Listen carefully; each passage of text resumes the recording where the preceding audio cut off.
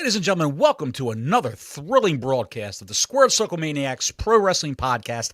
My name is Johnny Bottles, and I'm minding my P's and Q's because we have a special guest today. And Don told me to take it easy. To my left is Dr. Don Wayne, the neckbeard psychologist. You know and love him. He's at Bust a Move on Twitter.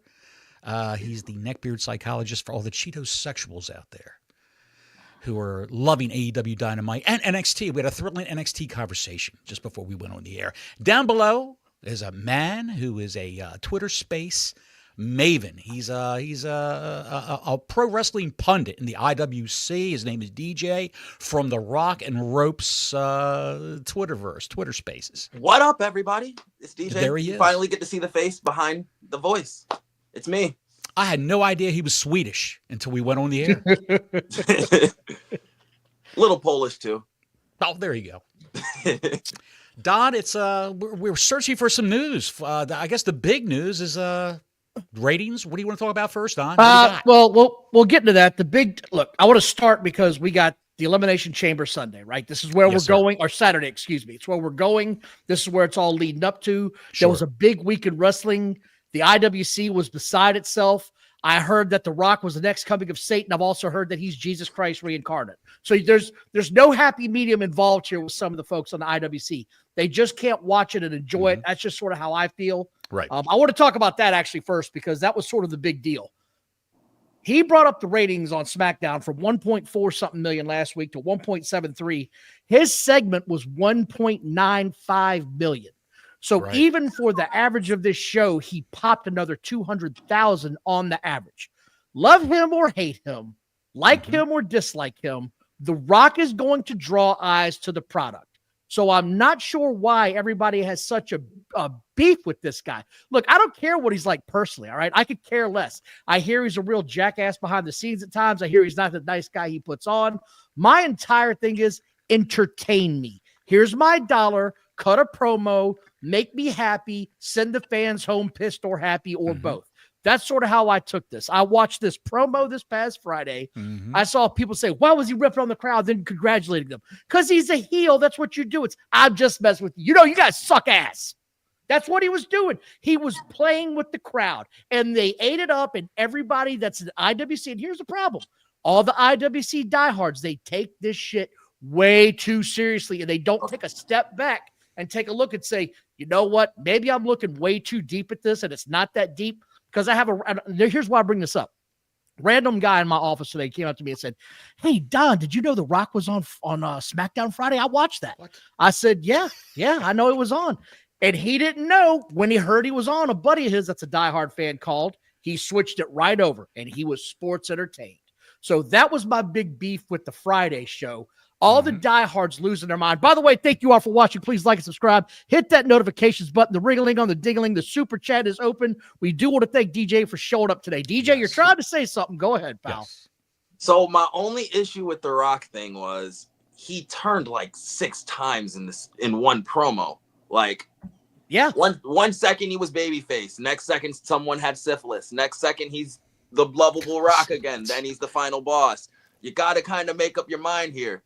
One second you want to kill Cody and Mama Rhodes. Next second you're giving him hugs and kissing him on the cheek and telling him you want to take his soul. Either you love him or you want to make him your prison bitch. You got to pick something. You got to stay in the lane. That was my issue. He flip-flopped too much, and I feel like he's trying to tease us with the thought that he's wrestling when we all know he's not. He has too many commitments. He's got too many movies to shoot, too many things to produce. It's fine. You're busy. You're the fucking Rock. It's okay. He's going to be at WrestleMania, but he's going to go right into that Martin Scorsese movie about a Hawaiian mobster, the Hawaiian Mafia. I didn't know there was such a thing, but apparently it is. DJ, that line about I'm going to slap the syphilis right off your lips. That was just hilarious. It popped me. It was a great line. It was great. He turned back and forth like 5 times before that line. Do you guys think that the IWC is twisted up because he came back as a vicious heel with Roman Reigns in the bloodline? He was a vicious heel. He was the high chief, the final boss, whatever you want to call him, and he beat Cody Rhodes outside with that belt in the ring and yada, yada, yada. We all saw it. And now he comes back magically on Netflix. He's good guy Rock. But again, here was the thing. He was corporate Rock. It was glad handing and shaking, kissing babies. There's a difference. And this is what I mean by the IWC cannot just go along for the ride sometimes. And DJ, you're guilty of it, pal. Oh, you're talking about him flipping back and forth 6 times. You watch this every week, right? You watch it every week. His promo wasn't for you. His promo was for the casual viewer that knew he was coming back and wanted to see some funny shit go down. And they got it, and they were entertained. And the part that got me that I thought was great was he didn't say he wants his title. He doesn't want to be his champion. I want your soul, meaning I want to own you, stock, and barrels. He did tell Cody. He did tell Cody, I want you to be my champion. I want your soul at the end. I want your soul. And that's what I took away from it. Is he trying to pander to the fans and still be a good guy, Rock, that I can joke around with all you guys, but still, Cody, I'm going to kick your ass? Is he doing that? What do you think the end game here is, Don? I thought he was just drunk. That's what I chalked it up to. I thought he just had too much tequila before he came out and was said he was doing do I want to be a babyface? Do I want to be a heel? You know what? Fucking, I'm going to do both. I think he did exactly what he wanted to do. He pandered to the crowd and then jabbed him in the heart multiple times to where you thought, I'm just kidding, guys. And then the syphilis line. I'm just kidding, guys. Cody, I want your soul. He did what he was supposed to do. He entertained people. He got 1.95 million people to tune into his segment. He did. He brought up the show's average rating from a week prior by 300,000. Do you boys and girls know what that equates to percentage-wise? His mere mention of being on the show brought the show up 18 percentage points. That's a big damn deal in any business. If I tell you tomorrow you're going to make 18% more than you made today, you're going to take that and run with it. You're not going to care what anybody says about it. I thought it was tremendous. I enjoyed it. I was sports entertained. People are looking way too deep into this entire promo. Way too deep. Oh, I'm one of them. I'm guilty of that. Yeah. Will we ever see The Rock versus Roman Reigns? Heel Rock versus Roman Reigns. Will we ever see that? I don't know. I don't think so. I think last year was the year Cody kind of fucked that up, and this year was kind of the chance to they had the chance to redeem it, but then Rock got too busy and they couldn't follow through with it. Another reason I think a lot of people are pissed with it is because remember when he came back after Cody and Roman teamed and did the three sign for no reason, just did 3 at Cody and Roman, and that followed up to nothing. No. We don't know that yet. That's what I'm saying. You're putting the cart before the horse. We're not even there yet. We're a month and a half out. We haven't gotten to the next PLE. We don't know where it's going. Beer Man with the 269, you dirty bastards. This is cutting into my beer budget, so enjoy. We appreciate you showing up tonight, Beer Man. We really do. I'm glad you're doing better, pal. I'm glad to see you in here. I hope your night at the shift goes well, buddy. Take care. We appreciate you like crazy. I'm ready for this. I'm also ready to move on to Raw because this was another show where it sort of got my attention. With the highs were high, man. Highs were high. Just one more thing about SmackDown. Have you heard internally that people backstage running the company are not happy about having to do a 3-hour SmackDown? Oh, yes. Yeah. They think it's watering down the product. The rumors are getting out. The fans aren't happy. The wrestlers aren't happy. It's just too long. We have figured out the secret recipe on Netflix. Netflix has let us see what the secret sauce is for a really good wrestling show as far as action and segments. About 2.5 hours, 2:20 if you ain't got anything going on. That's sort of a sweet spot. 2 hours sometimes it might feel a little rushed when you have this many wrestlers. God knows Tony Khan can't get that shit right to save his life. But you let him have a little bit of leeway. They seem to get this thing going in the right direction. That's just me. That's true.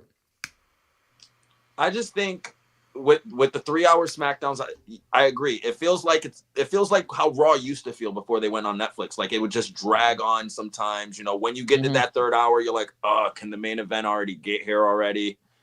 And with Raw kind of downsizing, it's been more palatable. And the issue with Tony and his television is he just doesn't know how to fucking manage his time.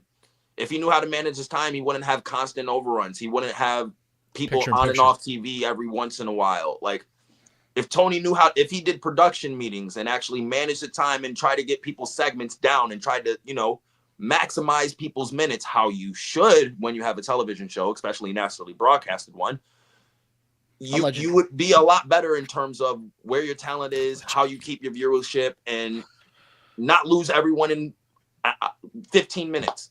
Doesn't it boggle your minds that he doesn't have production meetings? No one knows what's going on. I still can't get my mind around that, Bottles. I can't. This week, by the way, I'm not going to get into it right now, but this week's show was a prime example of why you need production meetings and why you need to have this planned out, because there's test so the sound much levels when you go backstage or outside. Check your microphone levels.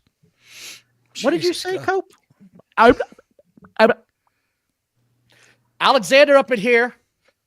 Yo, DJ, DJ, old man. This is Cowboy from X. Oh, it's our young boy. Yeah, what's up, young buddy? boy. Glad you can make it tonight. Thanks for the 2 spot, Alexander.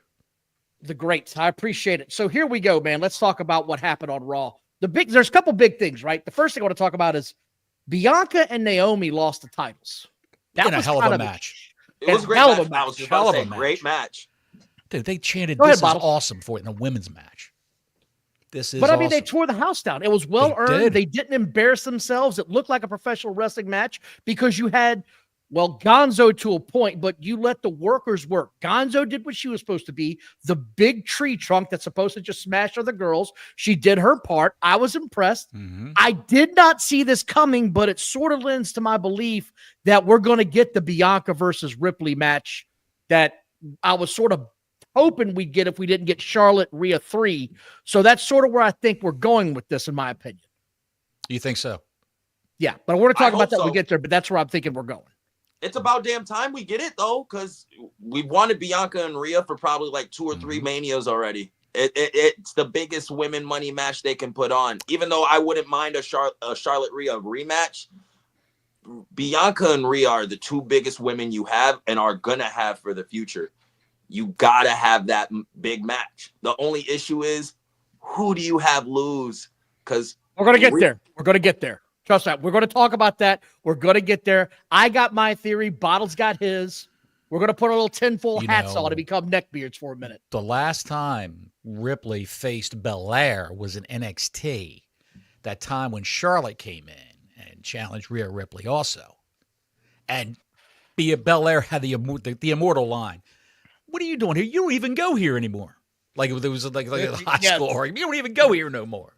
It was great. Bianca Belair is she can ad lib. She's a good PR person for the company. She's a specimen, and she is a beast athletically, just unbelievable. Oh, so I forgot what her vertical leap was. Her vertical leap is tremendous. Almost like Moose's was on NXT. Good God. Did you see him drop kick? I did see it. Yes, I did. We're going to get to that Lord show in a minute, too. Oh, we are? I don't want to cover it. I don't want to cover it in depth, but I'm just talking about the ratings. We're covering NXT? A little bit. I'm not going to get I'm excited about that. I'm excited about that, Don and DJ. Go ahead. The CM Punk Logan Paul segment. Right. I mean, they're great on the mic. They both went at it. They said look, man, the best parts of wrestling is when you can't tell if it's a shoot and if it's getting personal. And it felt like they both said some personal shit in this little segment. I thought it was tremendous. Everything about it got me entertained. Now, here's where, of course, the internet, the IWC goes crazy. Oh, man, we're going to get Punk and we're going to get Logan Paul, and I didn't want that. We don't know what we're getting yet. This could go any which way. I wouldn't mind that match, though. Logan Paul and CM Punk would totally hit. That would be a great in-ring match because Punk can tell the story and Logan Paul can do the shit. It's the perfect 2 things you need for a 5-star match, according to Dave Meltzer. So that they literally have all the tools for it right there. Don't say his name 2 more times, so he's liable to appear like Beetlejuice. You're right. No, I just look. I was impressed with this. I thought it was really good. It's not the match I personally want. We're going to talk about that in just a second. But again, I didn't hate it. The other part of this show that got my attention, and this is why we're going to get into this now, because upcoming is the Chamber, and Cody Rhodes is out here cutting a promo. And Cody Rhodes has been getting his ass dusted by everybody he's ever trusted since he came into this company. And out comes Seth Rollins. Don's going to hit us with his theory. Shit. Yes, he's going to hit us with his theory. No, it's not my theory, but here's my thought process is. This is not your theory? Your thought process is your theory? No, it's just a thought process. Is if they decided to turn Cody Rhodes complete heel and go total corporate champion and be the Rock's guy, He's got every reason to do it because anybody he's ever trusted has turned their back on him and eventually fought him in the end or told him, I'm coming for your title. Seth Rollins did it. He had to fight Roman Reigns, who's now coming back for his title. CM Punk's coming for the title. Seth Rollins just came out and said it. Everybody he's ever trusted has turned their back on him eventually. And the best part about every heel, every real heel that turned heel in the business that I've ever seen was there was always a little bit of truth in why they had a bitch or why they turned the way they did. And he's got more than enough ammo to say, I've had enough. I have trusted all of you. I have done my best. And I come out here each week, and each week you turn your back on me eventually. I'm getting back up now, and I'm getting the biggest backup I know. So that's just my thought process. I don't think that's where we're going, but that's just sort of my take on that. I don't think you're wrong, but I don't think CM Punk or this Mania thing is going to be the final, quote unquote, final straw. I think whenever Randy returns and they finally have their confrontation, that's going to be Cody's final straw before the heel turn. Randy's going to be the one to trigger it. But go ahead, Don. No, go ahead, Johnny. How do you go? You got something? I know you got something. Go ahead. I think here's my theory on the Elimination Chamber and how it's all going to play out. Wait, let's not get there yet. I'm just thinking right now outside the box. I want to talk about the Elimination Chamber. I don't think Cody is going to be the corporate champion. I don't think he's going to turn heel at all. I think someone else will be picked by The Rock, anointed by The Rock to be the corporate champion. And it's not going to be someone that you saw him interact with. I don't think that's going to happen. You're not going to see that on camera. I think it's going to be a shocker. I wouldn't be surprised. I wouldn't be surprised if John. Joe, we're going to do this one. Oh, we're doing this one. I wouldn't be surprised if John Cena may turn heel. He's going to retire. It doesn't matter. Don't see it. He's going to retire. I won't believe it until I see it. I want it to happen. The only other pathway I see for John Cena to make it to WrestleMania is to be wrestling Logan Paul. There we go. Logan Paul pinning Cena in the chamber, and Cena gets pissed, and there's some business at the next show, and then Cena wrestles Logan Paul at WrestleMania in a barn burner.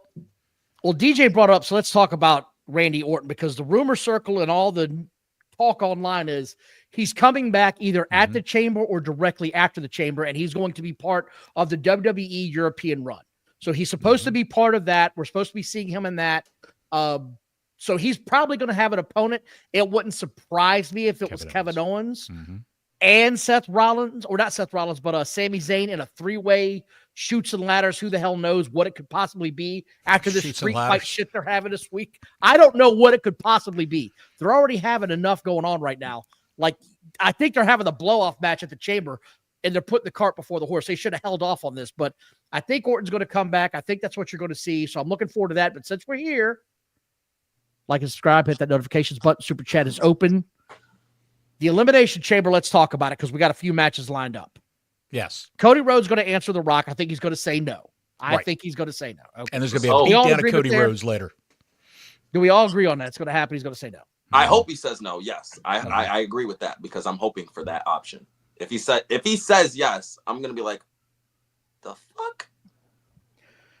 Kevin Owens versus Sami Zayn in an unsanctioned match, which is why are we going straight to unsanctioned when you're going to have a rematch of this? And we all know it at WrestleMania because this is their wet dream come true. We get to wrestle each other's best friends. We're best friends. Yes, we're best friends. That's almost all this is going to be. It's almost like an AEW match. Best friends wrestling. It really is. Yes. I think Orton's going to come back. Owens is going to win this match, beat the living daylights out of Sammy, possibly within an inch of his life, and Orton's going to come back and beat the hell out of Owens, and you're going to set that match up for WrestleMania. Because Owens is the guy who put Orton out in storyline. So, yeah, that's going to happen. So the only thing I'm really hoping Randy comes back to get his comeuppance on KO. I'm kind of disappointed that it's going to be him and KO instead of Randy and Cody at Mania, because I thought that's the bigger match. Mentor versus student. One's the champion, one's the legend killer. The story kind of can just fall into place from there. And I don't know. But I'm excited to see Randy come back. He's been gone for long enough, more than long enough. Shoot, Sammy took a pile driver and was back the next week. Well, look, man, I mean, Randy's got that back. He's really, I mean, the difference is that this is a shoot injury on his back, and we're lucky that we've even gotten this long of a run from him. I don't see Randy Orton sticking around much longer. It's just that back is giving out. He's taken too many, flat back bumps on that ring. Wish him all the best. I'm going to look forward to seeing him this. I hope he comes back this Saturday, so we'll go from there. Trish Stratus and Tiffany Stratton versus Nia Jax and Candice LeRae in a who gives a shit panties match. God. I do not care who wins this. What a cobble together match. Throwaway what a cobble. Why would I want to watch the bridge? The only thing you think of is Charlotte Flair is going to come in and interfere. That's the only thing that you can think of, right? Yeah. Don't give a shit. Women's elimination match. Liv Morgan, Bianca, Alexa Bliss, Bayley, Naomi, and Roxanne Perez. I think Belair wins. I think she wins cleanly, and I think on the road to WrestleMania, it becomes unrevealed that she was behind the attack on her best friend. And she broke up her own tag team with the help of Naomi, which sets up Naomi's match with her and sets them up for a rivalry right after she loses to Rhea Ripley, because I don't think she's beat Rhea Ripley at WrestleMania. I think Jade Cargill is coming back at Elimination Chamber to eliminate Bianca Belair so she doesn't win. That's what I think. It's going to be someone else. Yeah, so how I see it is I see Naomi and Bianca being the last two, and Jade coming in to pretty much set up the finish set up. Yeah. And that's how I see it, because Alexa Bliss is just there because it's Alexa Bliss. They're trying to use her name value. They clearly see she's over. Roxanne is there because they're trying to push the prodigy. She's a big name and a big star. They want to have her make an impact. Liv, she just won the tag belts, so she's obviously not winning. Why would she have the tag belts and then go face Rhea again for another belt? It would just be, and no one wants that match again. I'm sorry. So no one does. With all those out the way, all you really pretty much have left is Naomi, Naomi and Bianca. And Jade has to come in at some point, somewhere. She's definitely healthy. She's definitely ready. We all know it now at this point. No Bayley? Bayley gets eliminated first. Yeah, Bayley is there to take a pin to Roxanne. Here's the thing, though, guys. Like, you can't have Rhea and Bianca go to WrestleMania, both of them as faces. You just can't do it. I'm sorry. No one's going to get behind that, in my opinion. No one's going to fully support it.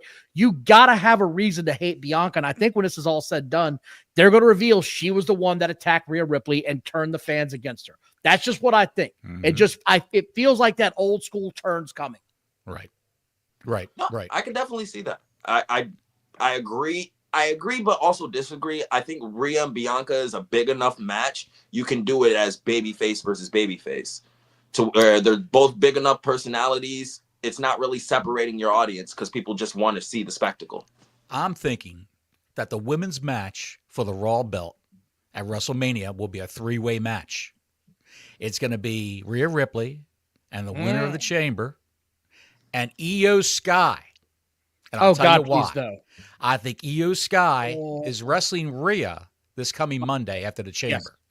And I think there's going to be shenanigans by the Chamber winner, because that person does not want Io Sky to win the belt. And that person is going to interfere. And then Pierce is going to make a match at WrestleMania. Io Sky, Ripley, and whoever the Elimination Chamber winner is, who will be a heel, a straight up. Either way, we've got a lot of options. I'm looking forward to this. Denisha, thank you. DJ, Randy, and Cody, they could do a match at SummerSlam. That's tonight. It would be a great match there. I do believe we're going to see something like that down the line. I'm not going to put SummerSlam on the radar yet, but I do know it's going to be 2 nights this year, so it's going to be a big deal. It's going to start being 2 major pay-per-views or PLEs a year. I'm looking forward to seeing where this goes. Thank you so much, Denisha, for the $9.99. We appreciate you, as always, for watching. Men's Elimination Chamber, CM Punk versus Cena versus Drew versus Paul versus Priest versus Rollins. I think this comes down to Seth Rollins and CM Punk, and I think CM Punk's favor gets called in, and down comes Roman Reigns to take out Seth Rollins, ergo setting up their match for WrestleMania. That's how I see this going down. I agree. That's exactly. CM Punk and Cody Rhodes. Yes. At WrestleMania. And that will be your corporate champion, because CM Punk has said it a million times. I will do whatever it takes to main event WrestleMania. And he's going to sell his soul. when he came back in that first promo, he said, "I'm not here to make friends. I'm here to make money." There you go, pal. You're not wrong. I am all for CM Punk winning it because I was pissed when he lost the Rumble. I thought the Rumble was just the easiest way to get him to it, so we don't have to focus on that. We can just have him pick his opponent, go on with that story, and make it work. They went the Jey Uso route, so I think they need to course correct here. Give it to CM Punk. Don't surprise me and make Damian Priest the winner. Please don't surprise me. God, no, you're not going to get that one. Listen, I'm praying they don't surprise me. I said that. We said that about Jey Uso winning. Are they going to do McIntyre? Are they going to do McIntyre and Uso, McIntyre and Priest at WrestleMania? Are they going to do that? Probably. I think that's what we're probably going to do. Either that or him and LA Knight. They've been teasing that too. LA Knight, I think, is going to get his rematch for the U.S. title. That's sort of where I think that's going. It's not supposed to be this coming Friday, isn't it? LA Knight versus Nakamura? I haven't seen SmackDown. It might be. I don't know, actually. Could be. It could be. Because he's not on the PLE, so like we said, he's in the doghouse. Well, you got Jey Uso and Jey Uso and Gunther. You know, I was thinking about this today. What were you thinking about, Johnny Bottles? Do you know why Jey Uso's promos suck? But he was great when he was a member of the Bloodline on SmackDown. A couple years back or last year. Because his cousin was doing the majority of the promo and he just had to feed off of it. Right. But you know who wrote the lines for the Bloodline? Oh, Who scripted all that? Paul Heyman. Paul Heyman's not writing anything on Raw. Jey Uso's got to come up with it on his own or have the writers there come up with it. Just go out there and say, they all doubted you, but you're going to show them. You're going to change the game. Yeet, yeet. That's what I got to say. I was going to say, he wasn't also waving his arms freaking and blown up by the time he's ready to cut the promo. Right. He's out of breath. He's already done like 17 laps around the entire arena. What is he going to have the breath to say? You know what I mean? Because I'm so tired from eating all day. Eating all day, jumping on tables, throw my hands in the air. Like, you know why they're doing this, right? You know why they're doing this. I thought about this today too while I was driving around. Oh boy. They're not selling Gunther t-shirts. Nobody's buying a Gunther t-shirt. I defy you to find anybody who's wearing a Gunther t-shirt. I get that. But they want to sell millions of dollars worth of merchandise on Uso's back for a few months leading into SummerSlam or maybe even Money in the Bank. And then he's losing that thought of Money in the Bank or SummerSlam. Gunther, to me, is one of the most over acts they have in this company. I believe everything he says. I believe everything he does. There's nothing about him I find fake. He's a throwback wrestler. I enjoyed it. We're going to move on now. We're going to get to something else. We're going to get to, holy shit, what the hell? Ashen Chevalier. Good Lord. With a 50 spot. Good Lord Almighty. Okay, DJ's here helping you guys get the big bucks today. You're welcome. I just urinated. One of the most hilarious internet comments I've ever saw was on a website that was hosting Charlotte's leaked naked photos. Oh, my God. The person said she looked like a 70-year-old man. Obviously, a couple surgical modifications fixed it since. Oh, my God. I'd like to say, Ashen, thank you. I will never have an erection again.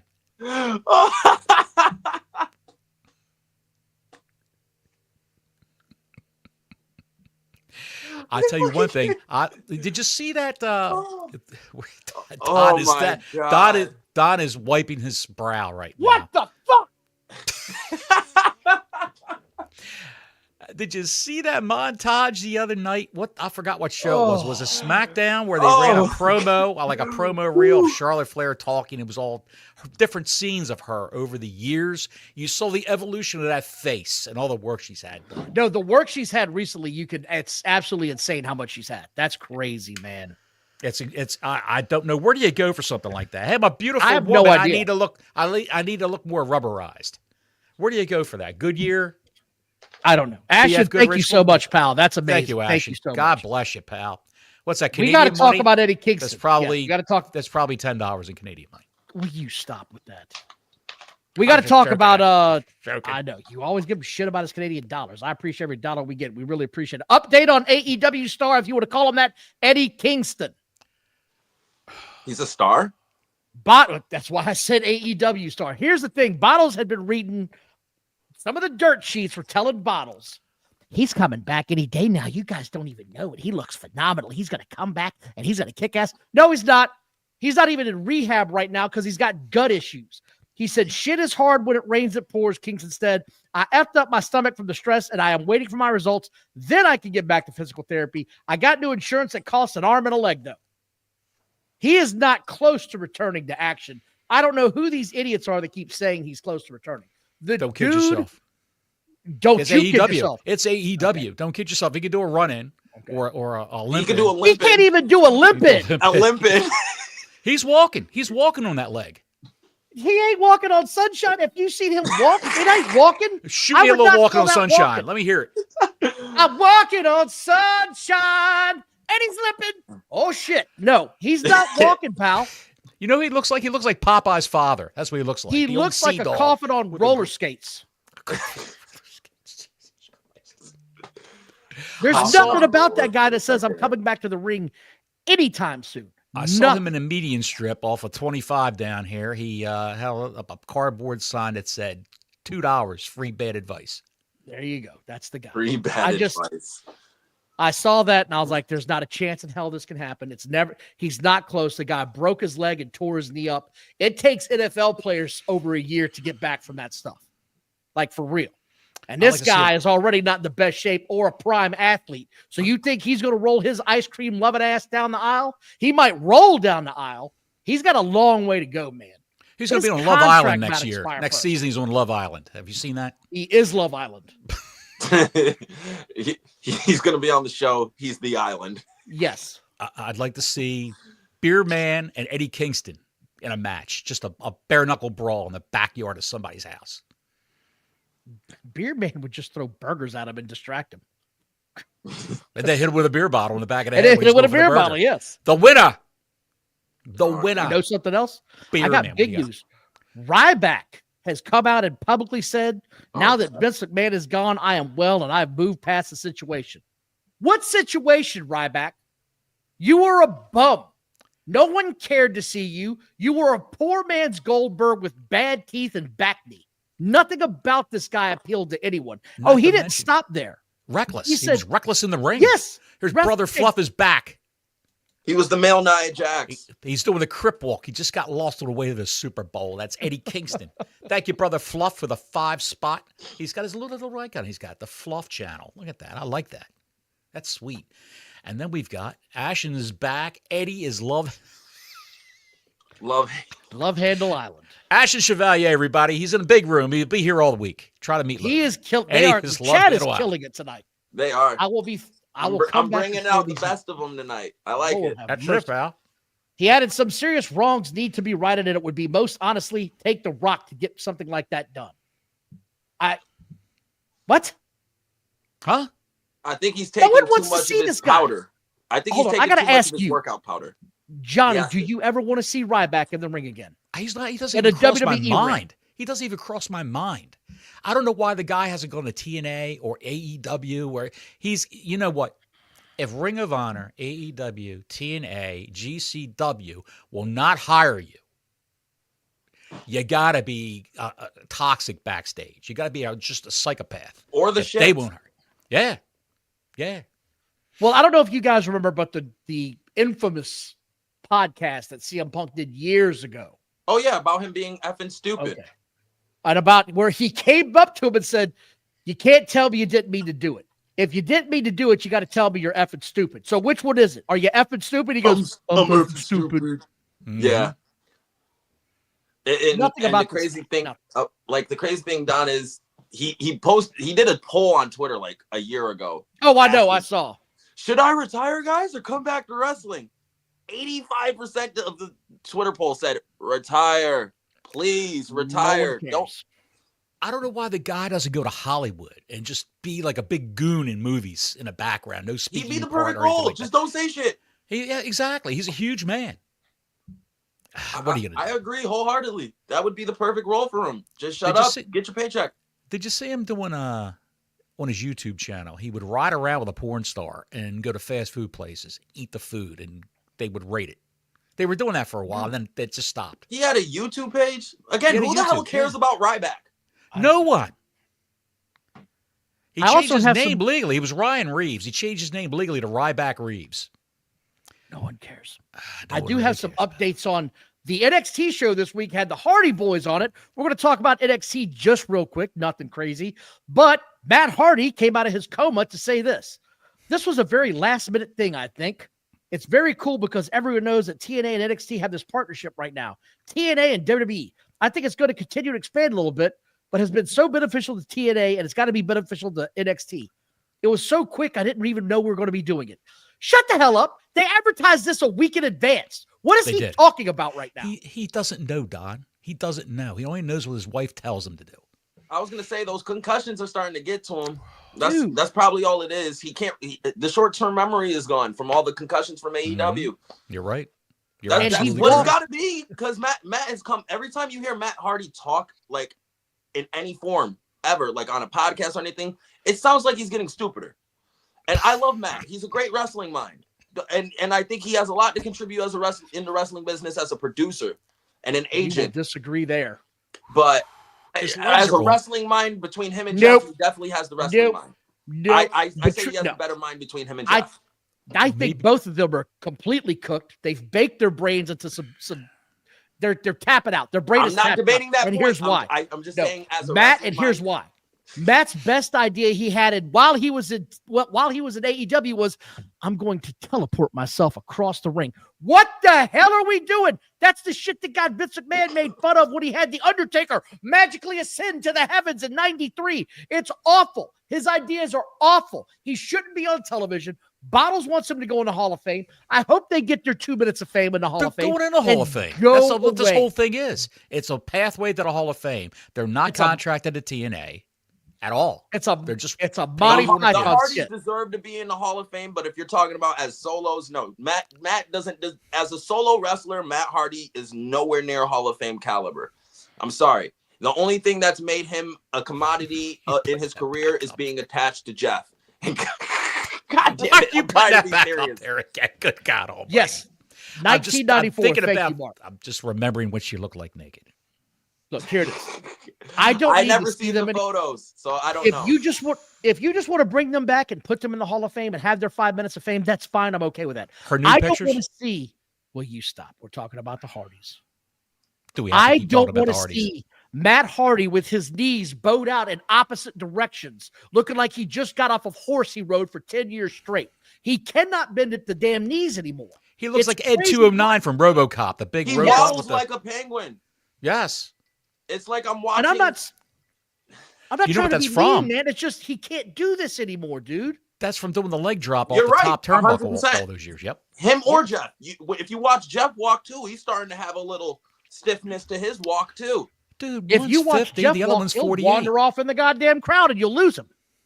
You'll never lose him. All you have to do is spill a little fireball behind the scenes, and he'll come running for that. On to the NXT show, which averaged 700 or what was it, 99 or 798, right? 798,000, I think. Doesn't something matter. Like that. So. Yeah, it beat AEW. Doesn't matter. The Beer Man versus Eddie, a 12-pack on a pole match. Perfect. God damn it. Perfect. There's no way I'm betting money on that Beer Man. It's going to be a shoot, brother. It's going to be involved. To get Eddie involved, you have to put a McRib in the mix and stick out on the pole. 12-pack on a pole match. I'm done. Yes. Are we going Miller Genuine Draft, or what are we going here, Beer Man? I got to know what the champagne of beers is for you. He's drinking Miller High Life. I saw him drinking Miller High Life on Twitter. Back in the high life again. I got 269, my friend. Get a pole, we'll have the end. There you go. There we go. NXT ratings, here we go. Started off at 772 and ended at 755. There were a couple of big things. The Hardy Boys had their match. You talked about Moose drop kicking a dude on the top turnbuckle. Brian Pillman Jr. Lexus King is his name. And I'll tell you one thing, that kid, I watched Brian Pillman Jr. in AEW when it first started. And then all of a sudden now, he's Lexus King in NXT, and he was bumping his ass off for Moose. He made Moose look like a superstar. This was his best match. He also kept his heat. He kept it. Why you put that back? We can never forget. Honey, get the bleach. Get the bleach so I can rinse my eyes out. I thought it was great from what I saw. I saw the high spots. Alexis King is doing well. I'm glad they're bringing him along. You could tell when he got there, he really hadn't had a whole lot of training, I don't think. No. And it's starting to show because his work's improved each week that he's been there. Good for that kid. I'm really happy for him. I feel like they're going to have something here. Did you watch that match? I saw the highlights. Didn't watch the whole thing. I watched the match. I thought it was Brian Pillman's best could look match. at you. When do you think he gets called up? I say probably a year. I think he should have like a mid-card title run and then bring him up. Again, the thing about bringing guys up from NXT now is there's not really much room for them right now. Like you bring a guy up, there's not much really he can do. Well, here's the thing. We've talked about this, Bottles, though. Yes. The cuts are coming. They are coming. They are coming. LWO, don't answer your phone after WrestleMania. That's all I can tell you. You know you're going to be gone. I got one better than that. If you got a fax machine, you better unplug that bitch because they're going to get a hold of you one way. Don't answer a telegram, a courier, UPS, FedEx, none of that shit because it's in the mail. It's certified in the mail. If your plane tickets aren't sent to you through your phone or mailed to you, you're done. Don't even contact them. You know it's over. Yeah, so. But I enjoyed that. There was the Hardy Boys obviously had the highest number at 867. And the Ethan Page, Wesley, blah, blah, blah, Evans, and Ricky Saints match. You're about to close the show. I caught you. That was a good match. Give me a minute. Look, Ricky Saints showed why he doesn't need to be in this NXT level very long. It wouldn't surprise me if after WrestleMania he got called to the main roster. He showed he can do it all. He hasn't lost a step. The guy works pretty damn well. I enjoyed watching what I saw. I'm looking forward to seeing where this goes. His run is going to be quick, I think, in NXT. Like I said, I thought it was a hell of a match. And the big part was they kept yelling Tony fumbled, and he really did. How do you not use this guy in a better capacity that you had in your company since it started? How did you not see what this guy was from day one? I always knew he could cut a promo. I didn't think he was a bigger guy. He's not a huge guy, but he can obviously, he's bigger than Ricochet or at least the same size. And Ricochet is getting pushed to the moon right now. So that's sort of where I'm at is AEW fans, you could scream it all you want that they've got Okada and they've got Omega. They really screwed this up. This was a younger guy at the time. He's, in his mid 30s now, I think. But you had this guy. 32. Okay, I thought he was a little bit older than that. Okay, he's in his early 30s. You had this guy in his 20s. Right. And you couldn't figure out what to do with this guy? Right. He had one of the best NXT debuts in my current memory. Like everything looked good. And it wasn't like it looked phony or choreographed, or it didn't look like he wasn't comfortable in a WWE ring like Penta was during his debut. Like he felt at home. He felt like he belonged here. He felt like this was where he's supposed to be, and this is going to be his house.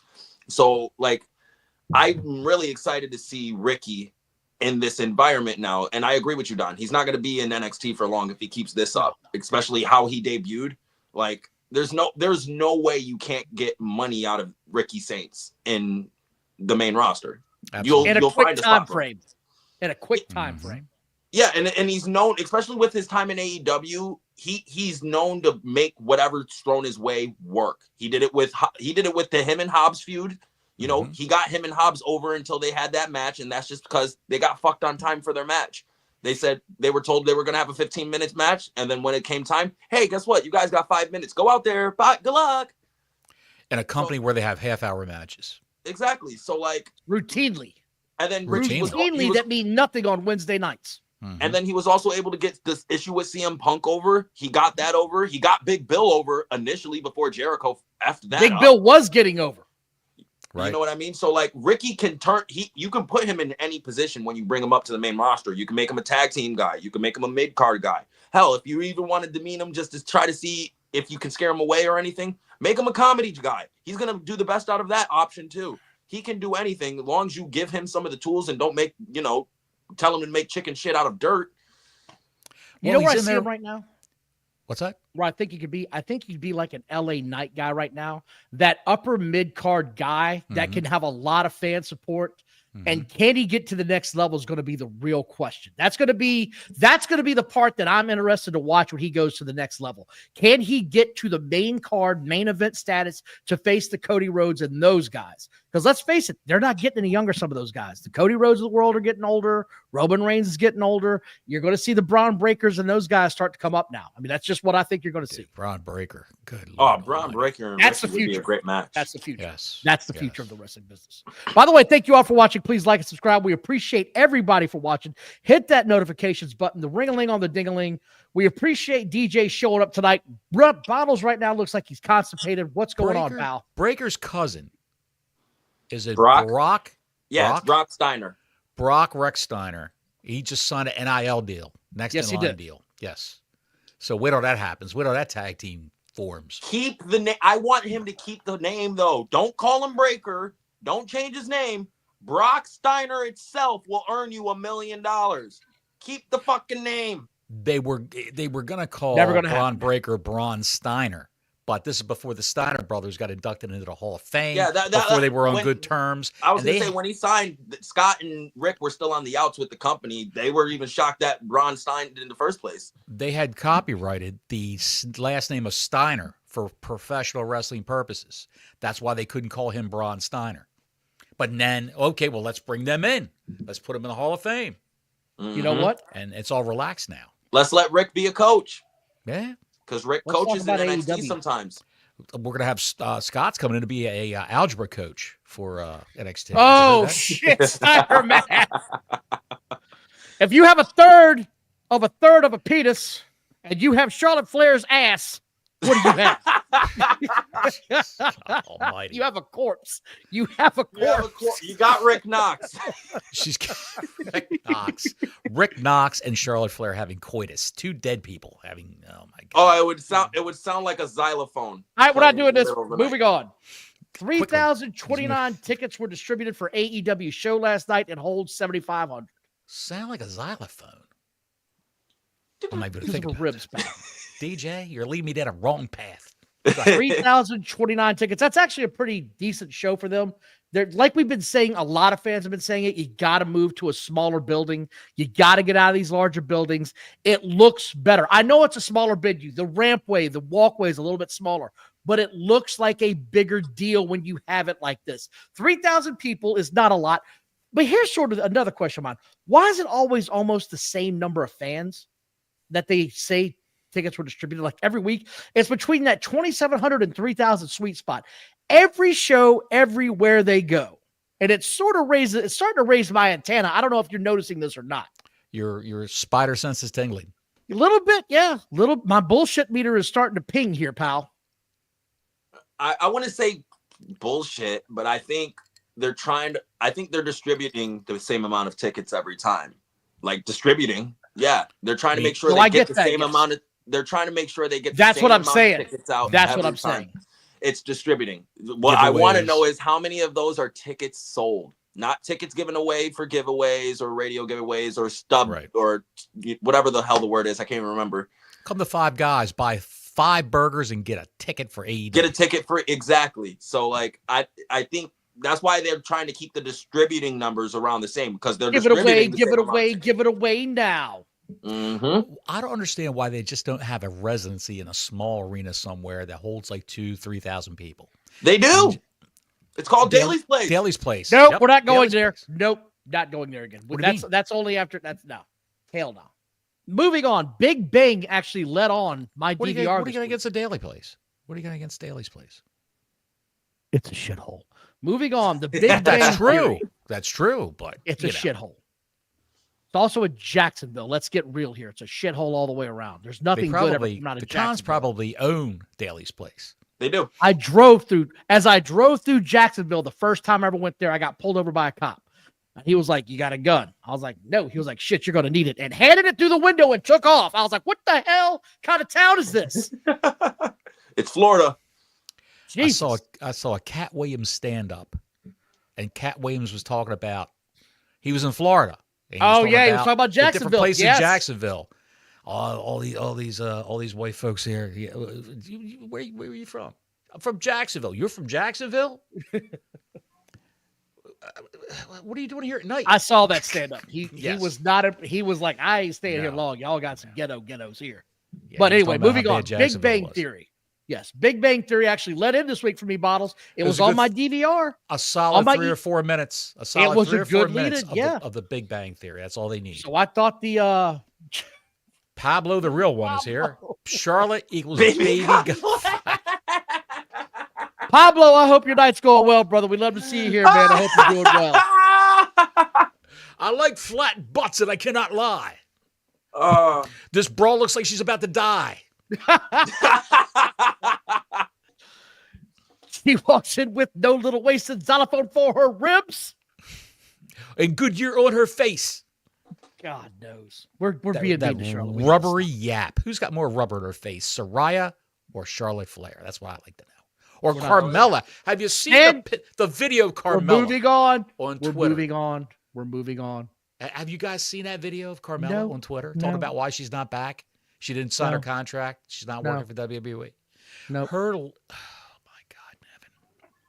I don't want to. You ever see when you were a kid the wax lips that were like fruit Sweet flavored? Lord. Go ahead, pal. Moving on. San Diego, California is where they're at. Moving on. And it starts off with Cope arriving in an ambulance, and you can't hear shit the guy says. I don't know about you guys.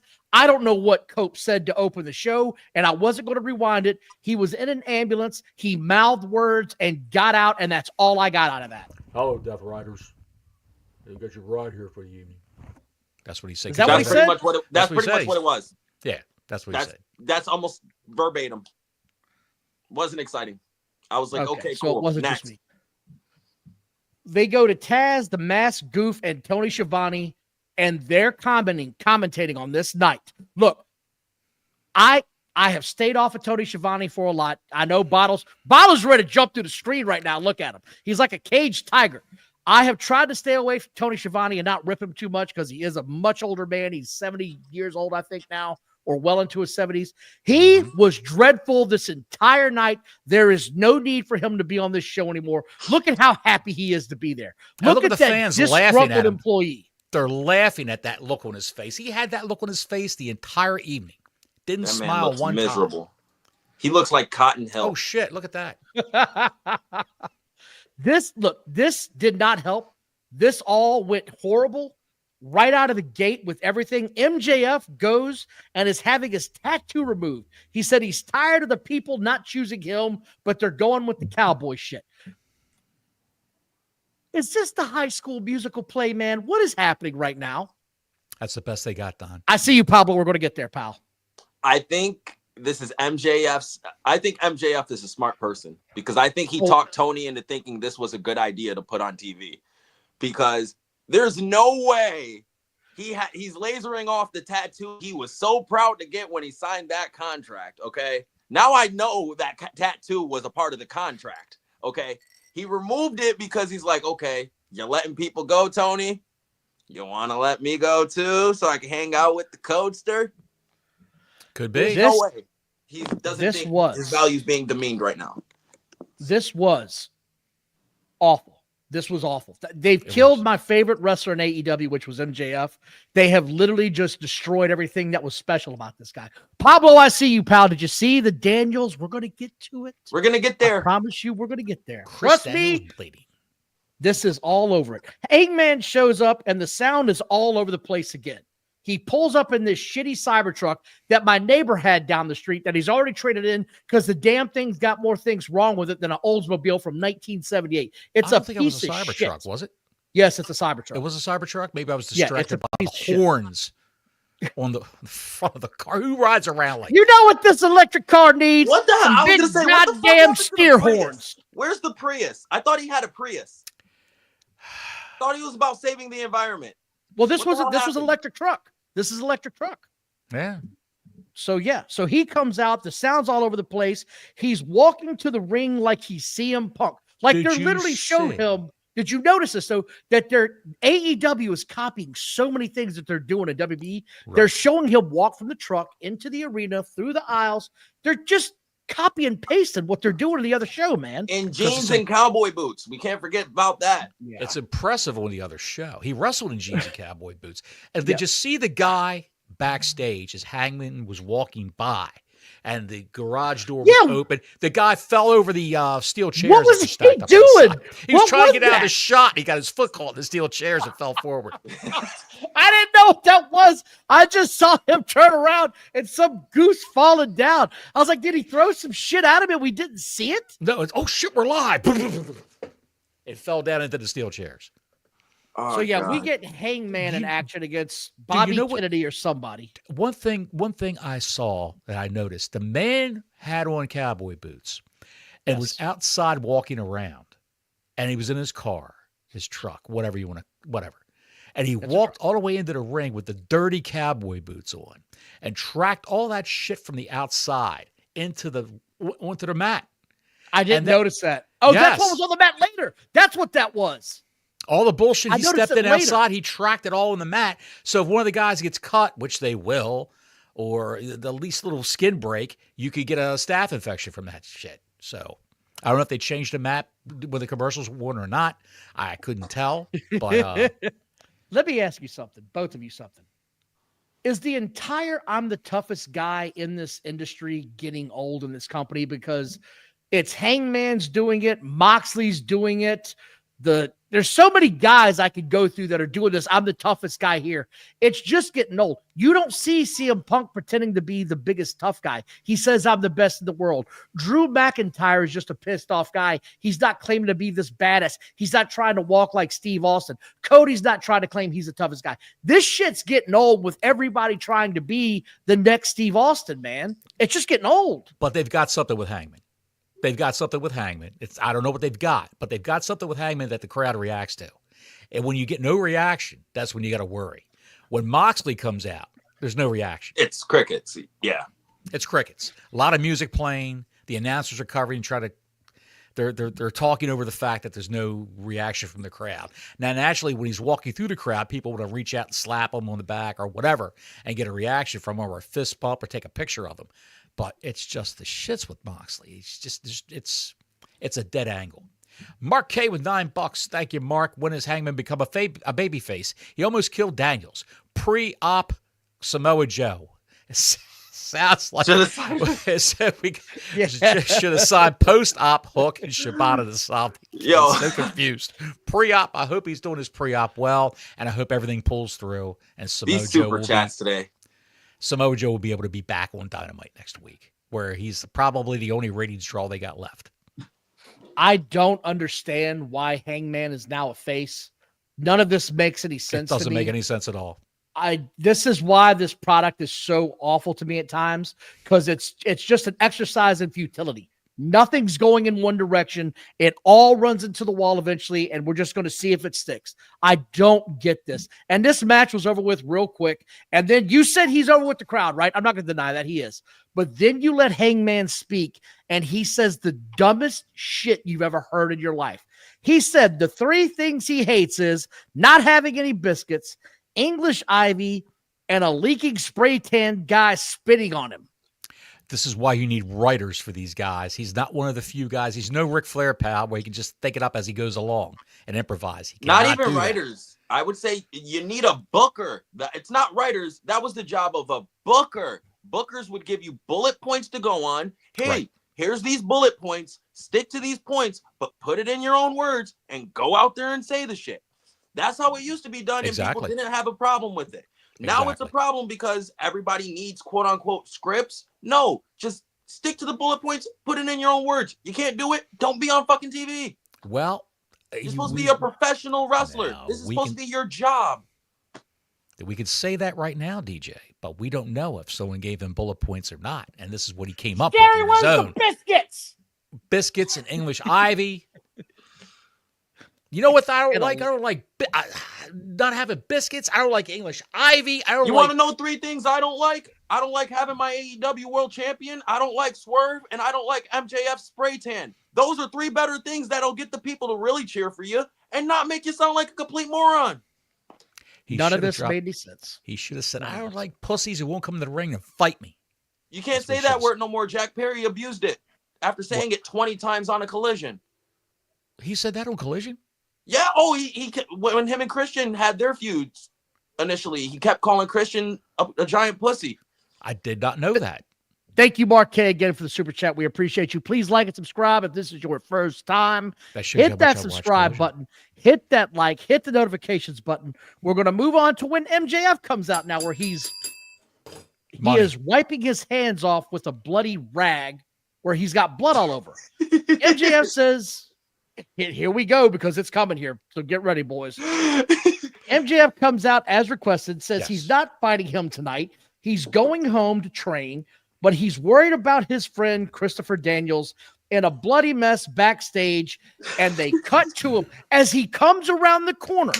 As the camera comes around the corner, you see two EMT-type people run away like cockroaches when the lights come on. They get away from Christopher Daniels. They then cut back to Christopher Daniels with a close-up.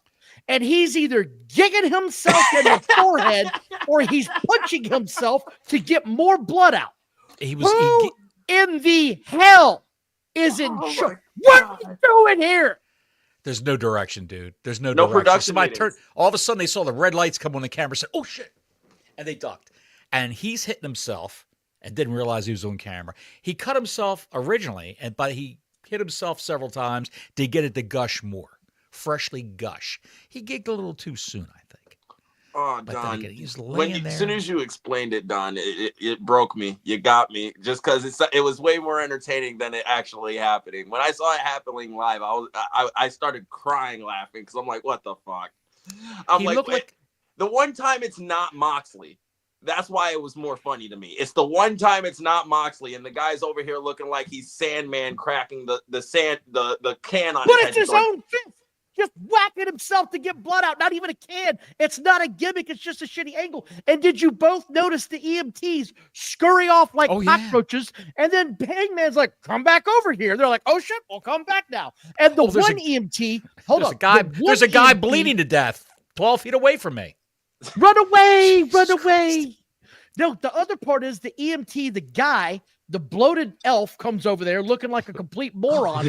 And he takes the cloth and starts batting his hand. He's bleeding from his hand, and this moron's batting his hand and then starts trying to clean his shirt off. It was the dumbest shit I've ever seen in my life. I can't deny I wasn't that interested in, after I saw him hit himself in the head, I wasn't that interested in the rest of this fiasco.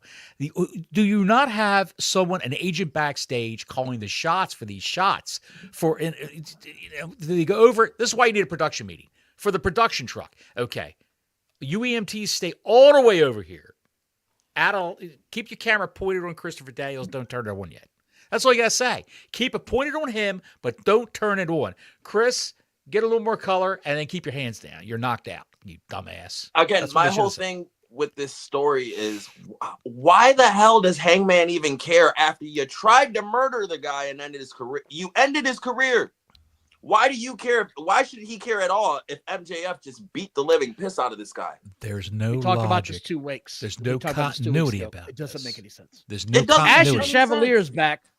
Ashen Chevalier's back. Thank you for the 5 spot, Ashen, and no Charlotte Flair nudes in this comment. Did you see MJF finally ran out of hair on his head for hair plugs? He had to start pulling it out of his crack. Here we go again. Ashen, he's on fire tonight. He's on fire tonight. We can't be mad at the man. Fire. He's on a roll. He's going crazy. We go back to the Don Callis family up in the suite, and then we get a Saturday night recap of Chris Jericho's match because F you. That's why. No one wants to see this. Please go away. Renee Baguette is backstage with Jericho, and this is where it all goes to shit again because the commentators say Renee Baguette is standing by, and it cuts back there to Jericho with her. And then Don Callis magically appears, and then magically, if you're not paying attention in the lower left, it says previously or recorded previously, right? But then it also says live. Corner, it says live. Live, previously recorded. Don Callis is up in the suite. What the fuck was this? Don and I were talking on the phone last night while this show was on. I said, look, he's there in Jericho's dressing room. And then he's also up in the upper deck in a luxury suite with Kyle Fletcher. But he's with Mark Davis. in this back room with Jericho. What's going on here? And then I think you called me, 10 minutes later because you went back and you ran it back again. I had to see what happened here. Yes. He says, if you look in the bottom left corner, it says previously recorded, but it says live up top. These are the things that take you out of the show. These are things you can fix in production meetings. Dude, every 15 minutes they had something major that would take you out of the show. Like, you're going, what the hell is that? What's going on here? Exactly. In normal AEW fashion. Like, again, AEW is always shooting themselves in the foot. They're always cheddar bobbing themselves. People have said, DJ, people have said, other wrestlers with other podcasts that are on YouTube have said that the people that they have in production for AEW, running the cameras, the producer, the director, are people who have no history of producing a wrestling show. Yeah, no, they're purely amateurs, and they don't. And it's again, it starts from up top. It starts from Tony not knowing what he needs to be done, and Tony not surrounding himself with people who know what the hell they're doing. If Jim Ross isn't in your right ear every time, or Jeff Jarrett isn't in your left, you ain't learning from the right people. I'm sorry, they know how it goes. I don't think I want Jim Ross right now in my ear ever again. By God, that Thunder Rosa puts a throbbing in my loins. Did you see what I did with what's her name? Missy High rocked my world. I rocked hers too, pal. Let me tell you. By God, my leg just lifted thinking about it. I have a family.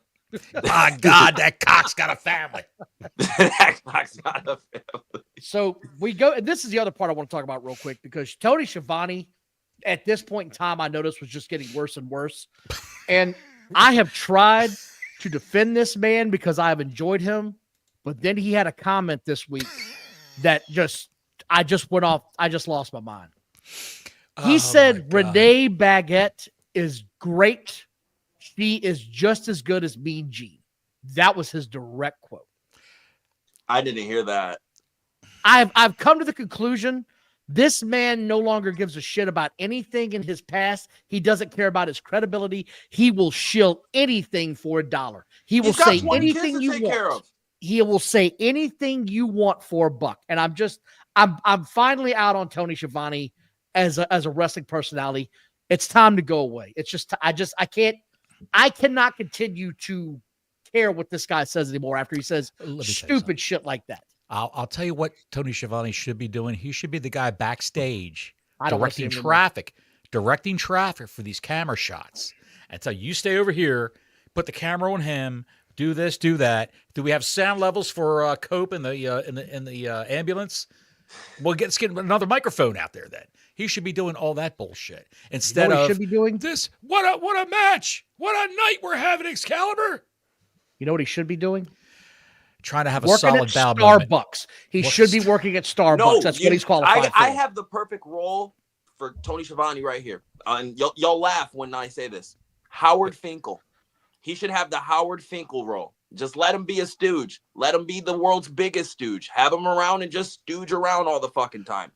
Have him start his own Tony Schiavone report. I don't care. I think he's doing that already. Exactly. I think he's stooging everybody already. He can do that. He can do exactly that and take him off TV. Take him and the guy with the sock puppet on his fucking face. Get them both off TV. I love him this. And Excalibur are beyond terrible. Taz, you can kind of work with him. If you get Taz I like Taz. If you give Taz something to work with, he can work with it. He does great when he has Nigel on the desk. So, like, it's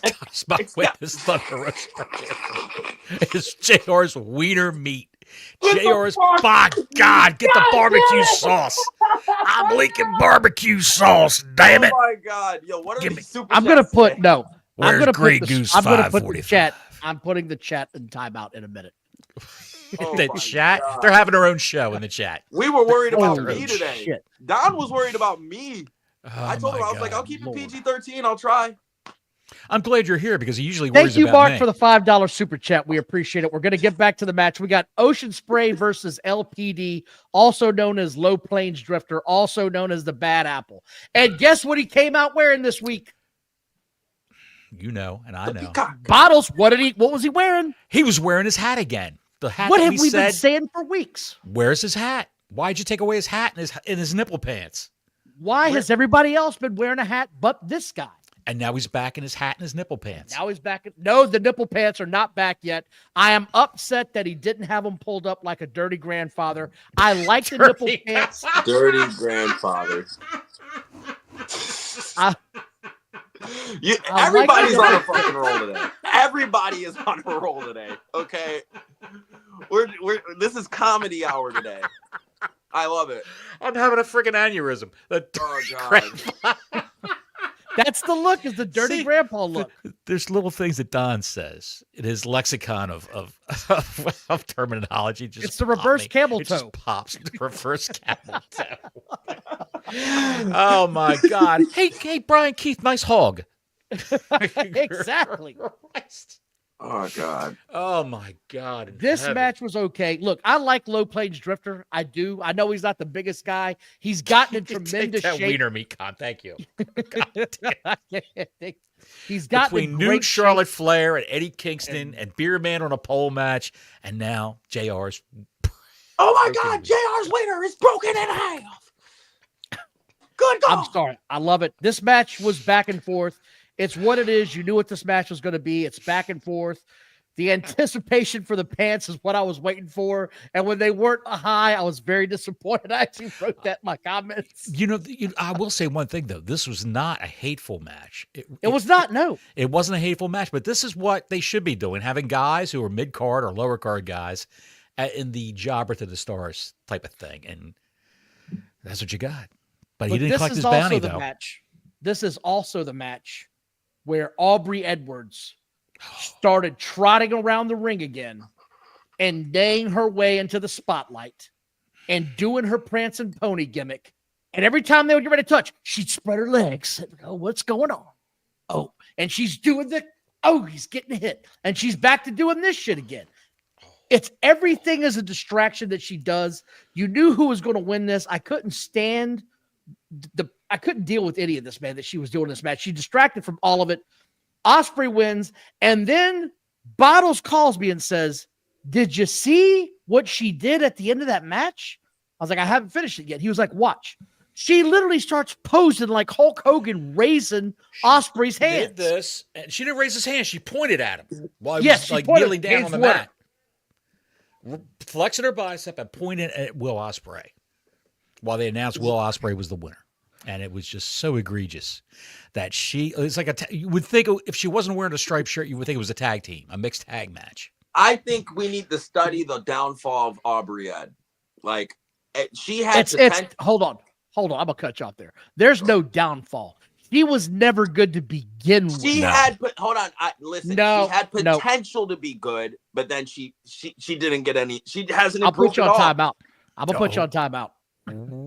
She had potential. Do you know? Go back. I tell you what. Go back and watch those early pay-per-views where she's calling the match. You're going to be shocked at what you see. Ashen Chevalier's back. Ashen. He's on a roll. Match of Kenneth with Bruv. 5-star, 5-knuckle shuffles from Dave Meltzer, and he's probably right. If this doesn't have 4 stars, If he doesn't have 4 stars, I'll be shocked at a minimum. He was fully turgid watching this match with Will Ospreay, his man crush. Grand Slam recap. Storm. Hang on a second. We're moving on down. DJ, can you wait a second? Just give me a minute. The Mae Young Classic. Oh. The Mae Young Classic in NXT years ago. Aubrey Edwards had a referee tryout for the Mae Young Classic. And you know what match she refereed? The match where Tegan Knox destroyed her knee. Yes, she tore all the ligaments and broke the knee. And Aubrey Edwards walked over. "Can you continue? Are you okay? Can you continue?" She said, "Yeah, I'm okay. And she went into the ring and destroyed her knee even further. Instead of Aubrey Edwards saying, "You can't walk," right? Stay there. That's it. Throw the X's up. Instead, she let her go back. What the hell? What is this? TK should produce a reboot of Mr. Ed starring Aubrey Edwards, simulcast on TBS MX. Wilbur, come here and clean out the stall. For those of you that don't know, Mr. Ed was a show from the 50s and 60s about a talking horse. A talking horse. I know. That's why I started laughing, because I know. Okay. I have Wilbur. Thank you, Mark, for the super chat. We really appreciate it, brother. We get a Grand Slam recap where Storm gets attacked again by Mariah May. This is the song that will not end. I thought we were over this. It's the same thing. Bloody attack after bloody attack. I'm moving on. Mercedes Moné cuts a promo on Momo. This chick's name is Momo. By the way, this chick's name is Momo. Momo. Momo Watanabe. I don't give a shit. Never heard of her. If you tell me your name is Momo, you're an H away from me making fun of you for life. I'm done with this. She's a very handsome woman, Momo Watatami or whatever her name is. Watanabe. She's got the big, waxy-looking, expressionless face. And they brought Billy Starks from ROH in. That I thought was interesting. I thought that part was interesting because I was going to say the purple-headed chick that I don't give a shit about. Billy Starks. She's tied in to Satchel Ass somehow, and I don't think no one watches.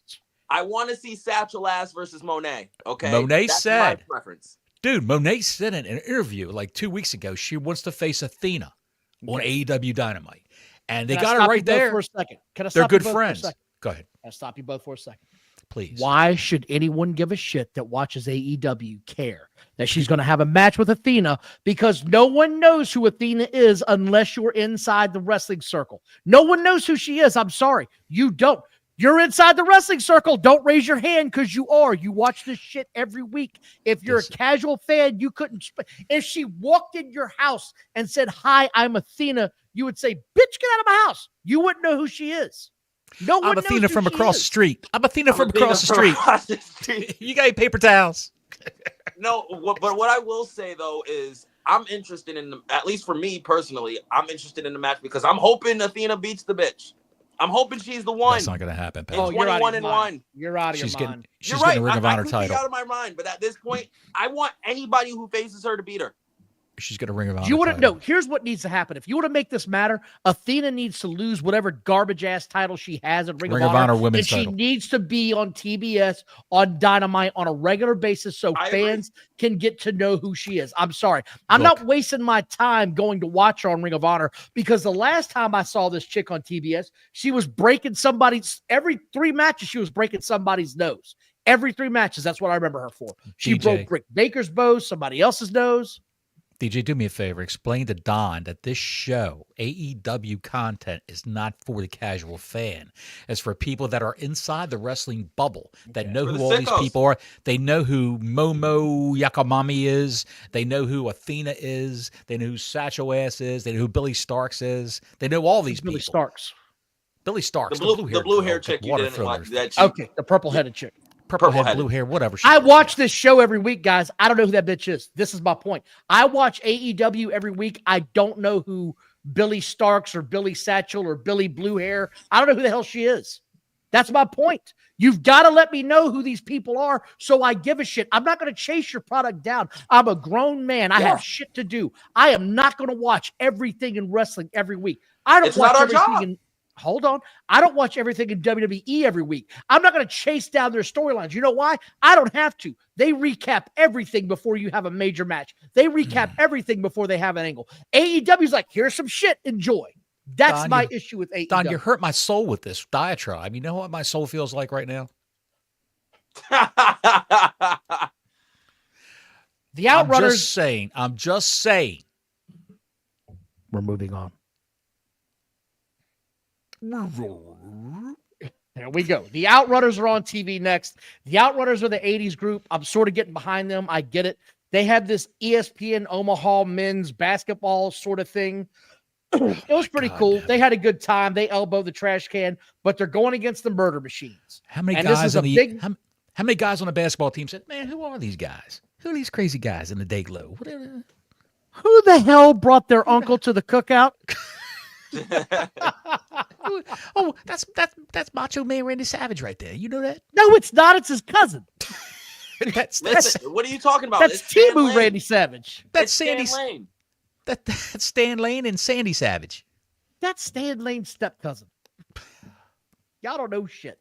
Anyway, they had this, and it's going to be a classic big man versus little man match. And I didn't hate this match. The shits, dude. They're going to bump for those guys, and that's it. I didn't hate this match. The Murder Machines lost because out came to hurt people. I didn't hate this match. It was good for what it was. I want to run through this because it was way too much. We get a Cope versus Cracker Clan recap. I don't care about anything going on with this. Please make this go away. And here comes the next high-low spot of this show. Out comes Swerve and actually it's the recap. It's Swerve and Ricochet recap. Then Swerve comes out. He says it's Black History Month, which I didn't know where the hell that was going. I didn't understand. Mm-hmm. Someone explained why he mentioned Black History Month in the middle of this. He said that's why you're seeing all these black people in AEW programming right now because it's Black History I was going Month. to say this is what you're going to see for this segment. That's Wait till June. Wait till June. Wait till June. We're going to gay it up in here. Holy shit! It'll be Nyla Rose in all the main events for a month. Sure. Jesus. What's wrong with that? What's wrong with that? What's wrong with gay people? Nothing wrong with gay people. Nothing. You just made it. We're going to gay it up in here in June. I didn't get why he said that. That's all I'm saying. Like it was just a weird thing to say in the middle of this. I like Swerve. I think he's a hell of a promo. This was the best promo he's cut in a long time. He looked like a star. He looked relaxed. He looked like a star. He looked comfortable. He said what he had to say and didn't go overboard. He didn't belabor the point. He didn't say too much. I was going to say he got the point out. He got the point out. And then Nana talked. No. Not yet. Not yet. Because out came Ping Pong. And Ricochet cut a hell of a promo. And he got some cheap heat. He was making fun of the fans. He had an Eagles hat on. He said, they came out and said, Nana said, hey, man. Actually, I know because Ricochet told Swerve, I'm done with you. I've beaten you. I've got my robe. You and I are done. And then Nana says, actually, Tony Khan says the winner between you two, if you agree to fight him, is going to be the new number one contender. That got Ricochet's attention. Okay, I guess you and I are going to have a match now. I'll see you at the pay-per-view. And he walks off. And the segment's over. No, it's not, because once again, AEW cannot let a good segment end on a high note. We have got to shit in the middle of the ring because Prince Nana says, cut the music, come back in here, Swerve. They could have done this backstage in a vignette. They shouldn't have done this at all. I'm just saying. I'm just saying. I'm with Don on this one. Hey, I'm with you guys too. But if you had to do it, you should have just done it backstage. Prince Nana has him come in the ring and says, no. You and I aren't done yet. No, I've taken a lot of. What did Prince Nana say? He said, no. That's what I said. He said, no. No. He says, hey, man, I've taken a lot of bullets from you. Yes. I've taken bullets from this guy, from this group, from this faction. But if you don't get my robe back, you and I are over. What? This was the high spot, was Ricochet leaving, and now we've got a match. Did anybody think that if Ricochet loses, that the first thing that he wouldn't do would be to get the robe? It's sort of implied, right, Ben? Am I wrong here? It's implied. If you want the robe back, why wouldn't you just wait till he's walking to his rental car and just beat the hell? There's two guys against one. Beat the hell out of him outside. Take a robe. Take the robe because from him. He's too fast. They can't catch him. He looks like Andrew Tate's little brother with a 6th grade education. That's what Ricochet looks like. He's a scat man. But Ricochet's a scat man? I think we found out why Nana wasn't allowed to speak for months and months on end. Oh, we're getting a real good idea now. Do you think because now the past 2 weeks he's been talking a lot more, and it's not been good. It's not been good at all. Like, it's been minute to not good at all at best. Like, this is why we don't let Nana talk. We just let him dance. I think it's something different. Do his thing. Dude, I think it's something different. And that's where we'll differ. I mean, that's your opinion. And my opinion is it's something different. And this company needs something different. It needs Pablo something had different. A question for Johnny Bottles. Did you mean Nina Rose or Nyla Nina Rose? Where is my sweet Nyla Rose? Say, has anybody seen my sweet Nyla Rose? He meant Nino. Anyway, Renee Baguette's with Hangman. Nino who? There's no Nino Rose. There's Nyla Rose, pal. Renee Baguette with Hangman. It's just a bad interview. I don't know what the hell this was supposed to be. It's the shits. Just ended badly. It was supposed to be the shits. The undisputed. I'm going to rush through this because I can't Just talk about this much longer, man. It just got worse from here. Undisputed I Kingdom come out. It did. Undisputed Kingdom comes out now. Nino Brown is what he was talking about. That's what I thought. Nino Brown. Yeah. Who did they wrestle, Don? Tell me who they wrestled. The Undisputed Kingdom. The Undisputed Kingdom wrestled Garcia and FTR. And this is about what you thought it was going to be. Bunch of shit happened. None of it was controlled by the referee. They spilled outside of the ring for what seemed like an hour. And at the end of this whole thing, Adam Cole pins Garcia. And then the announcers announce out of nowhere that earned Adam Cole a shot at the TNT title. How the shit did that earn him a shot at the title in a 6-man match? Now that's what? It looked like 2 grown men in a match with 4 car wash attendants. That's what it looked like. The continuity in AEW is the lack of continuity in AEW is fucking amazing sometimes. It blows my mind. This was so bad. This is what I meant. The announcers and Tony Khan thought, well, if Adam Cole pins him, he should earn a title shot, right? Why? Why would that even be a thing? God. Claudio versus Cope backstage. Here comes the Clan. Marina Shafir and the Hobo start helping Claudio. Jay White comes out. Here comes Cope. He's instantly okay when Jay White comes out. Cope was laid out in the middle of the ring. Jay White shows up. He is suddenly Superman. He bounces back like nothing was wrong with him. Marina puts a chokehold. The homeless guy kicks her. It's just going to shit. And the whole time this is going on, Moxley standing outside and the fans acting like he can't help at all. He's helpless to help his team. This is just garbage, man. And out comes Willow Nightingale to knock the shit out of Marina with the concerto. This was gobbledygook. All of it. Awful. I agree. And I said this earlier in a space with one of my friends, and I was like, why the hell did Willow even have to go out there? What does she have to add to this Death Rider story? Well, I get that because she's been getting jumped. Yeah, she's been getting jumped by Marina, so they're building that. That I got, but it's I don't just think the they should randomness. even started that. I'm saying her being input to this story whatsoever. How the hell does this benefit Willow in the long run? Is this going to get her here's over? the thing. She hasn't been on TV in like 6 months. I'm glad to see her back, quite frankly. Well, I'll take any Willow I could get. When's the last time? Listen to this. I found this out today, this little nugget of info. Marina Shafir has not had a match on Dynamite or a pay-per-view. 2.5 years, isn't it? 26 months. Yeah, I knew it was up there. 26 months she hasn't had a match. But she'll choke a grown man, so whatever. What were you going to say, DJ? You were going to say something. No, what I was going to say is like her being input in, we all can acknowledge that the Death Rider story is death.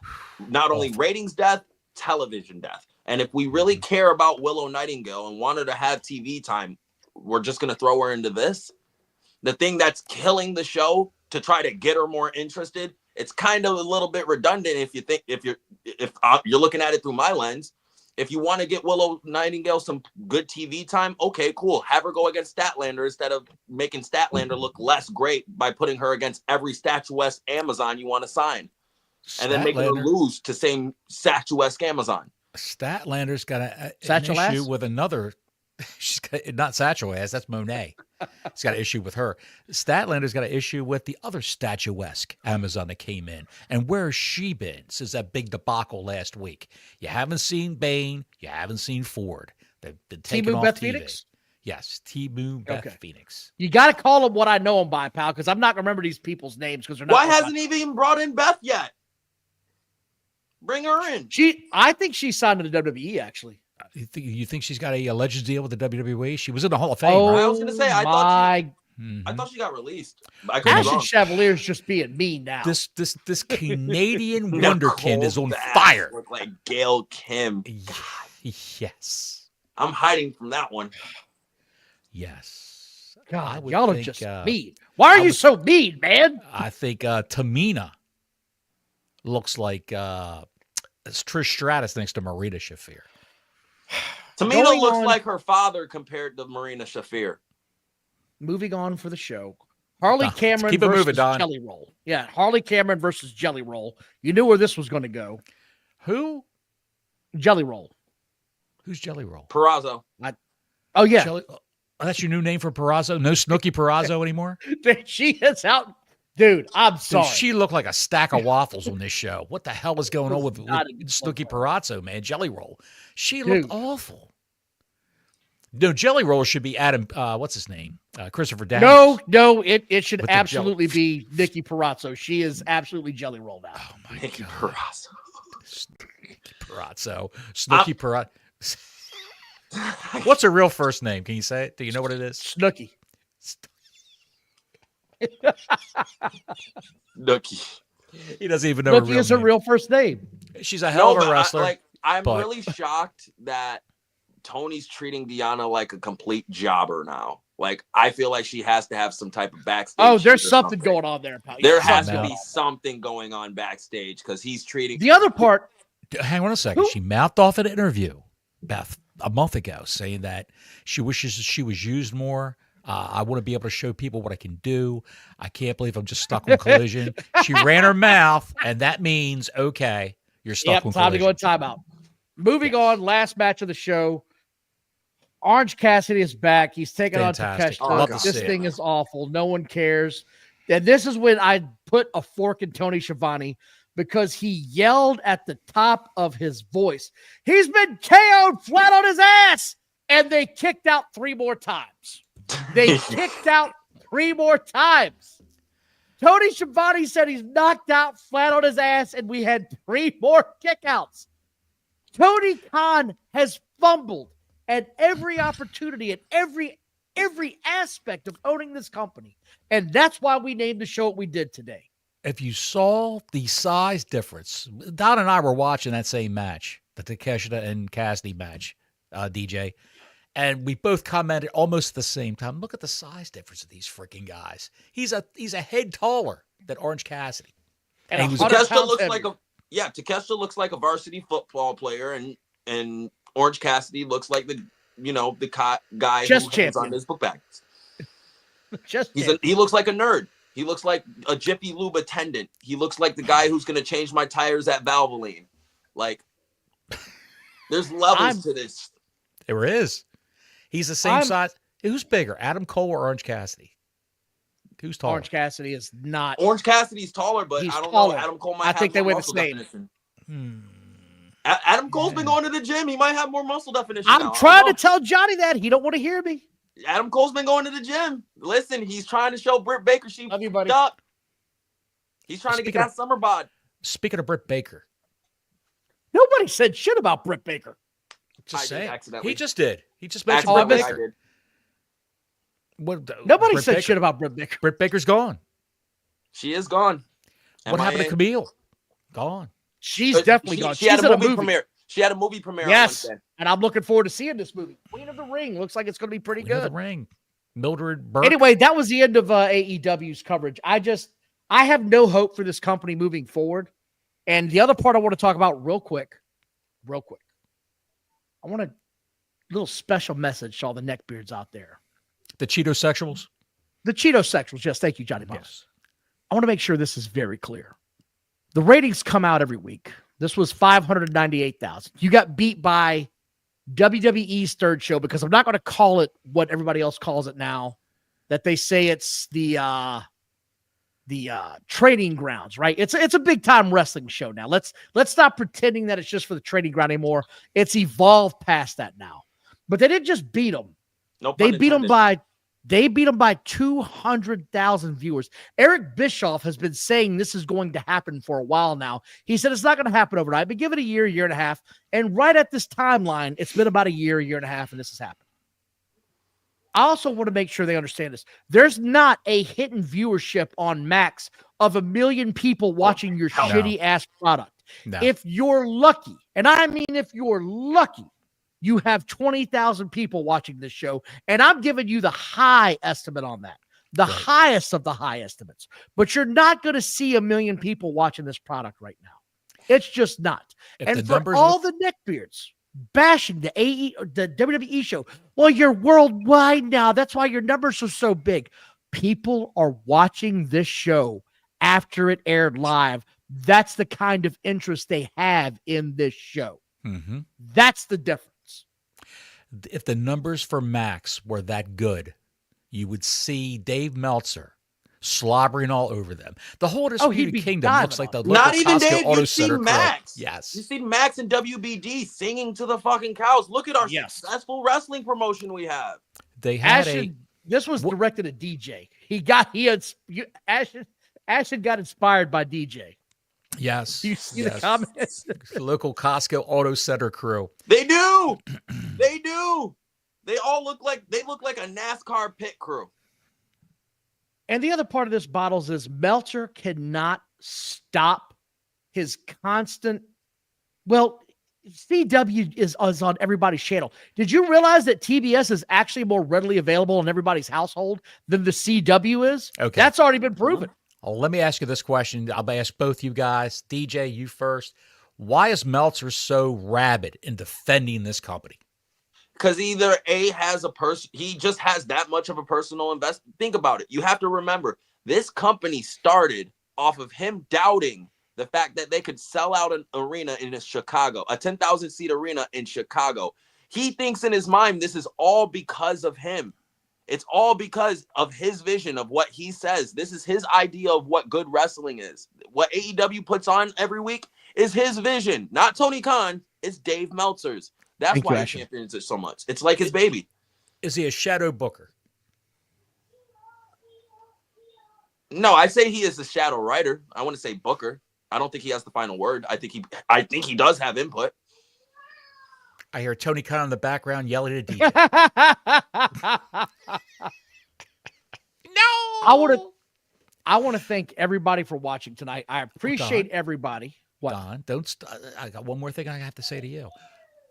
Both you guys, how would you, if you were the owner of AEW? No, we're not doing this again. We're not doing this again. I want to hear from DJ. What would you do?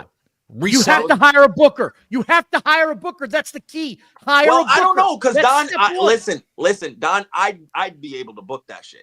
But I'd be smart enough to bring some help with me. But I'd be able to book that shit. Here's the thing. I have faith in my ability. No, here's the thing. I'm not going to pretend I know how to book a wrestling show because I've never worked in the industry. I know what I like from a fan's perspective. The first thing, if I was put in charge, let's just do that. The first thing I'm doing is I'm hiring 3 guys that I know have worked in this business on a successful basis for at least the last 5 to 10 years. That's the first thing I'm doing. See, I'm firing 3 guys who's been milking money from me for the past 5 to 6 years. I'm firing half the roster. I was gonna say I'm firing those Jacksons, and I'm telling Kenny, listen, you're no longer an EVP, but I'll keep you as a talent. But that title's gone. Fuck that. None of them should have been in charge. Right. I'm going to hire 3 guys that I know how to work in this business, and I'm probably going to have Jim Cornette on speed dial as an executive producer. I was just going to say that too. I'm having. I don't need you at the show. I don't need you at the show. I don't need you to step in the building. I just need to tell you what the ideas are and how this thing is booked to finish. And I'd like to have your input, because whether you like Jim Cornette or you hate him, he knows how this business is supposed to look. Just don't let him tell you somebody's got to come out of a box and you're okay. Yeah, no, I agree with you, Don. Like, when it comes to wrestling, no one knows more than how the shit is supposed to go than Cornette. At least now that he's the last person left of the older generation who knows how this shit's supposed to work. If Tony Khan had a lick of sense, he would have hired Road Dogg Jesse James when he was at his lowest point and helped rehab that guy. And now he's got to sit back and watch as this guy takes off again. Because I'm telling you, Road Dogg's got a great mind for the business. I've always heard Road Dogg has a great mind for the business. Shawn Michaels is the guy that's shocking me. I never saw Shawn Michaels as a long-term writer. He's killing it. No one did. No one with a brain and who knows anything about Shawn Michaels' past would have thought he'd be here at this point in his life. You know what I said to Shawn Michaels last time I saw him? Go ahead, Boz. What are you going to say before I Have you ever seen Shawn Michaels' ritual when he gets up in the morning? I saw a video of it. Yes, I have. The yoga, of the stretching and all that. Him adjusting his eye. Well, look, I'm going to tell you. Do you know what I told him last time I talked to him? What's that? Look at me when you're talking. Until next week, Gordon Soley saying so long from the Sunshine State.